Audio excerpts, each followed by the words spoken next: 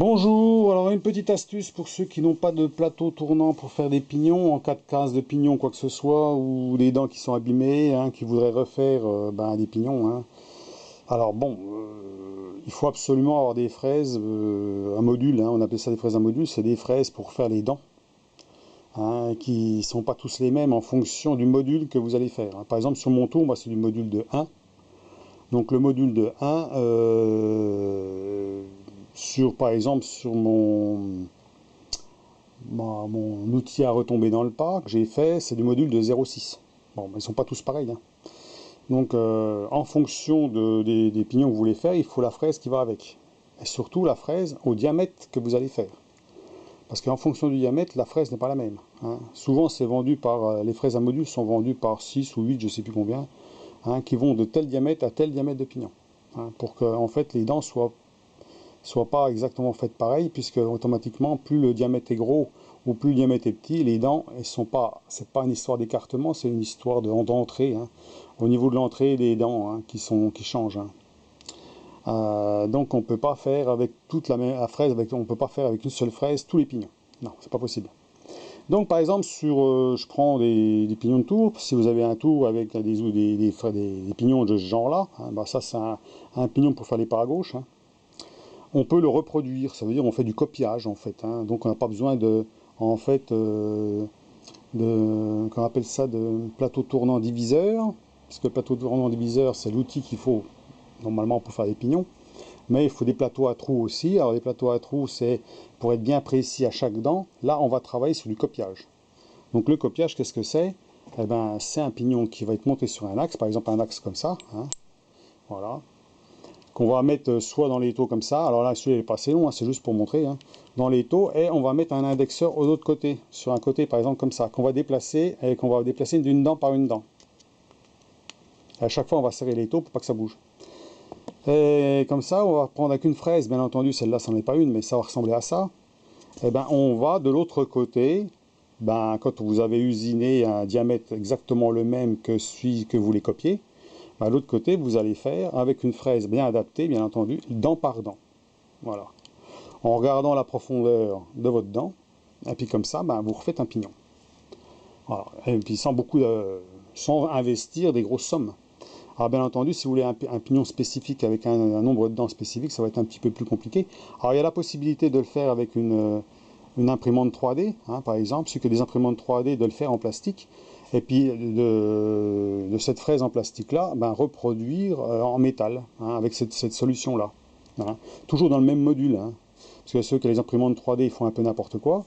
Donc s'il vous faut par exemple un 37 dents, ben, vous ne l'avez pas. Bah, vous voulez un 37 dents, par exemple, bah, vous faites un 37 dents sur votre avec un diamètre bien spécifique, 37 dents avec l'écartement bien spécifique, et puis vous prenez la fraise à module qui correspond aux 37 dents et au diamètre, et vous faites votre pignon. Voilà. Donc c'est une solution, hein, moins onéreuse. Il y en a qui le font sur le tour aussi, hein. Sur le tour, c'est faisable aussi, hein. Ça veut dire que bon, bah, ils utilisent un système pour fraiser, hein, devant, hein. Ça veut dire, bon, avec un pignon, pareil, pour faire du copiage. On peut le faire aussi. C'est peut-être un peu plus compliqué, hein, si on n'a pas de fraiseuse, mais si on a la fraiseuse, c'est plus facile, hein. C'est vrai que bon, tout est prêt pour, hein. Donc il suffit de faire un bloc avec un axe et puis vous faites un petit indexeur avec un ressort ou autre chose, hein, que vous déplacez, vous remplacez, vous bloquez et puis c'est fini, hein. Et puis là, ben, à ce moment-là, vous faites dent par dent et ça doit être précis, hein, vous allez retomber sur vos pas. Voilà. Donc ça c'est une astuce, je voulais le faire, mais bon le problème c'est que moi j'ai pas de fraise à faire à fraise à module, hein. C'est sûr que si je serais obligé de le faire, je suis obligé d'en acheter une. Alors on peut en avoir soit en lot, ça veut dire des lots par module, ça veut dire on a 6 ou 8 fraises par module, qui doit coûter dans les 60 euros, un truc comme ça, 60-70 euros. Mais là on peut faire tous les modules, tous les pignons qui correspondent au module. Ou alors on peut prendre au détail si on veut par exemple de tel diamètre à tel diamètre. Voilà. Si vous voulez vraiment des tout petits, ben, vous prenez celui qui correspond au tout petit, mais à ce moment-là, vous n'allez pas faire énormément d'écart, hein. Ça veut dire entre un 25 et un 30, vous n'irez pas beaucoup plus loin, hein. Par contre, sur les plus gros pignons, il y a plus de marge. Donc voilà, je voulais en parler, c'est une astuce. Alors moi j'ai déjà fait sur mon plateau diviseur un pignon en laiton.